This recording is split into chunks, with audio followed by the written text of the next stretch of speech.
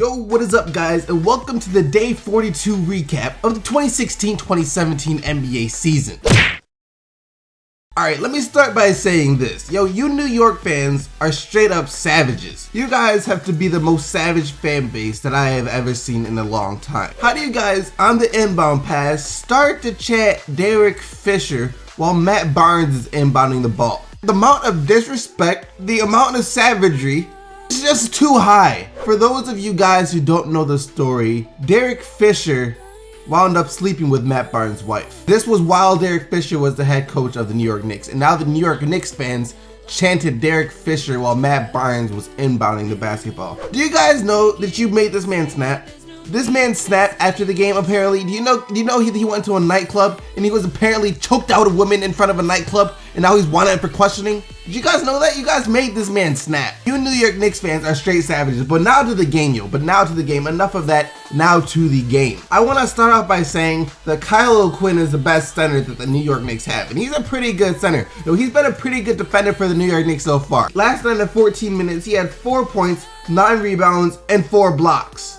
4 points, 9 rebounds, and 4 blocks for Kyle O'Quinn in 14 minutes. Most of the blocks came on DeMarcus Cousins, whether it was at the rim or even at the 3-point line. So, you know, he was playing some great defense. Joakim Noah is a good, he's good at, he's pretty good at doing the, he's a good fouler. He knows how to foul. In the 25 minutes he played last night, yo, he had 2 points, 5 rebounds, a steal, and 5 fouls. You got literally quadruple the production from Kyle O'Quinn in about half the time, and roughly about half the time, Kyle O'Quinn quadrupled the production of Joakim Noah out there. Yo, plus minus, Joakim Noah was a -4, Kyle O'Quinn was at least a +1. I'm just saying, they won the game, but like I'm saying, the Knicks are still 4-0 when Joakim Noah doesn't even lace up. For the Knicks, Carmelo Anthony and Kripo Mixtingas both struggled shooting from the field. Carmelo Anthony did hit a couple of clutch shots. I know he made a shot with like 30 seconds left,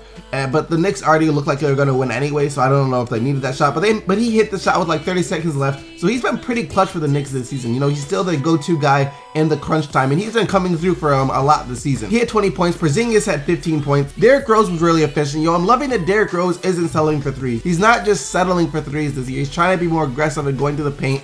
He had 20 points and 9 of 14 shooting. He also had 6 assists and 6 rebounds. So a pretty solid game from Derrick Rose. But the guy for the Knicks came off the bench, yo, Brandon Jennings. Brandon Jennings is a problem off the Knicks bench, yo. He had 19 points, 5 of 7 shooting. He was 2 of 4 from downtown. The Thunder have now won 5 in a row. And by the way, to all the Toronto Raptors fans that watch my channel, I'm sorry, I forgot to talk about the Raptors yesterday. The Raptors have won 6 in a row.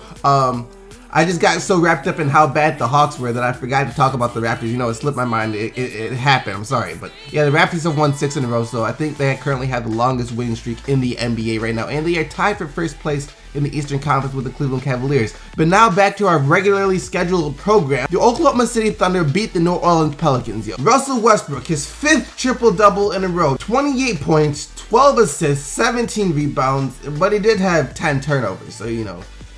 Turnovers were a bit high, but the Thunder got the win, so that's all that matters in the end, right? You know, it's the Thunder, it's the Russell Westbrook show. In the fast break, I did see some beautiful things from the Thunder. When they got a fast break opportunity, I saw some beautiful things from the Thunder. You know, they were sharing the ball, they were making the extra pass, they were setting each other up, which was nice to see from the Thunder, which I think I would like to see them learn to do that more in like a half-court offense as well, though, because in the half-court offense, it's still a 1 pass and done, if the 1 pass even happens.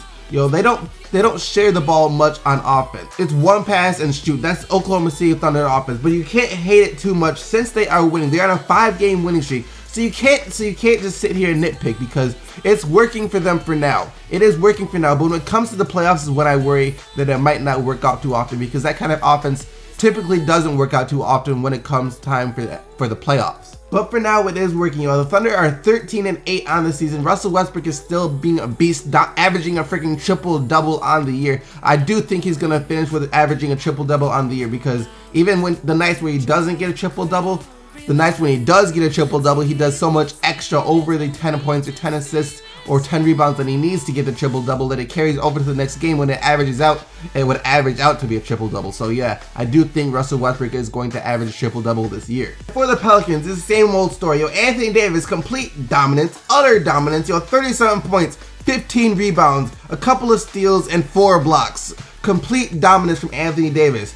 Other than that though, I was happy to see Buddy Hield hitting some shots. He had 16 points. 16 points last night, was 4 of 7 from downtown. And that made me happy because I didn't lose faith in Buddy Hield just yet, Shooters take a while to adjust to the NBA. They have to adjust to the pace, they have to find their rhythm. It's a process for shooters to find their way in the NBA. You look at Devin Booker, he didn't come up the gate shooting the ball very well right away either. It's too early to give up on Buddy Hield. I mean, like I said, even Devin Booker found himself benched for a long period of time to start the season for the Suns last year. And even now, Devin Booker is still looking to find a shot on a consistent basis. I think this is the first time I'm going to say this season, but whose offense was actually beautiful last night? The Indiana Pacers. The Pacers went out and beat the Los Angeles Clippers. The Clippers didn't play their best game. They didn't play their best basketball, but the Pacers did play their best basketball. In my mind, this was the Pacers' best team game overall. Paul George returned to the court after having some back pains. Paul George was back. But the thing is, for the Pacers, no one on that team attempted more than 13 shots. And the entire starting lineup scored in double figures. Thaddeus Young led the way with 17, Paul George had 16, Monte Ellis on 14, Jeff Teague 15, and also no one on that team had a ridiculous amount of assists. Paul George had the most with 5 assists, and the Pacers had 21 assists overall. When a lot of people are racking up assists, everyone has 3 assists, 4 assists, 2 assists, 5 assists, what that's a sign of is ball movement, because that means people are making lots and lots of passes. Kind of like the San Antonio Spurs, no one on the Spurs has 10 assists, 12 assists. No, it's 5, 4, stuff like that. Because that's a sign that they're playing a system and the system is working, the offensive system is working, they're sharing the ball, finding the open man. It was an adjustment period for everyone, even Paul George, because Paul George now has more offensive weapons than he's ever had in his career outside of playing in an all-star game. Before, he was used to having to carry the bulk of the offense, basically the entire offense by himself. He'd have to average 25 points per game, something like that. But now he has options like Thaddeus Young. Of course, he has Miles Turner coming to his zone. He had Monte Ellis last year, but he has Jeff Teague, players like that. So he has more offensive weapons than ever before. And to start the season, he was basically the same Paul George. He was going out and getting his numbers, but the Pacers were coming up with L's. Tonight, he sacrificed his numbers a little bit, and the Pacers came up with a W. I don't think it's going to be like this every night where Paul George doesn't go off or doesn't have 20 points, 25 points or something, because there will be those nights where his shots are automatic or his teammates just can't find the bottom of the rim, his teammates can't make any shots, but they can go to him and he can carry the offense once again, even if it's only for stretches. That's really good. That's a sign that the Pacers might have started to figure things out.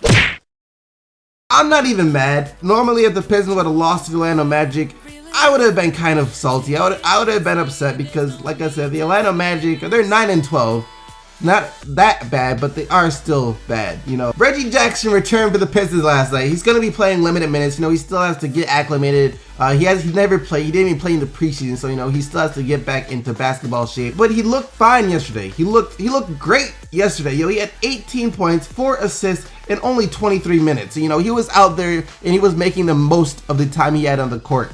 Reggie Jackson looked really good, and I was ecstatic to see him back on the court. It was really nice to see Reggie Jackson back on the court, and even then it was better to see that he didn't look as rusty as I thought he would. So he looked fine, but everyone else really didn't. Marcus Morris looked fine. Reggie Jackson and Marcus Morris looked fine. No one else really did. They looked awkward with Reggie Jackson out there on the court, and they had to get used to playing with Reggie Jackson once again.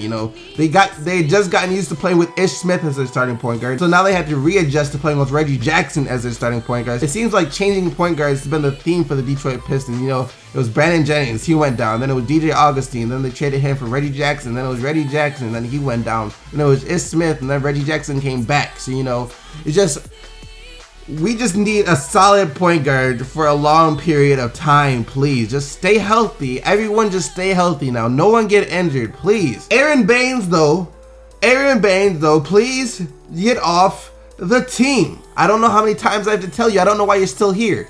Just pack your bags and go. I'm tired of seeing your little crappy post game get blocked. I'm tired of seeing you fumbling all these passes, going up with that little hook shot and getting it stuffed back in your face. I am tired of seeing that, Aaron Baines. Get off the court, get off the team, get off the bus, jump off the I don't know what you have to do, just don't be there next game, please. But that about wraps it up for all the action of the Day 42 recap of the 2016-2017 NBA season. I hope you guys enjoyed it, and if you did, make sure to smack the like button and subscribe for more videos uploaded just like this every single day. You guys already know I'll be right back here tomorrow recapping the action from tonight. So until then, keep getting the Buckets Team SDC, and I'm out of here. Peace!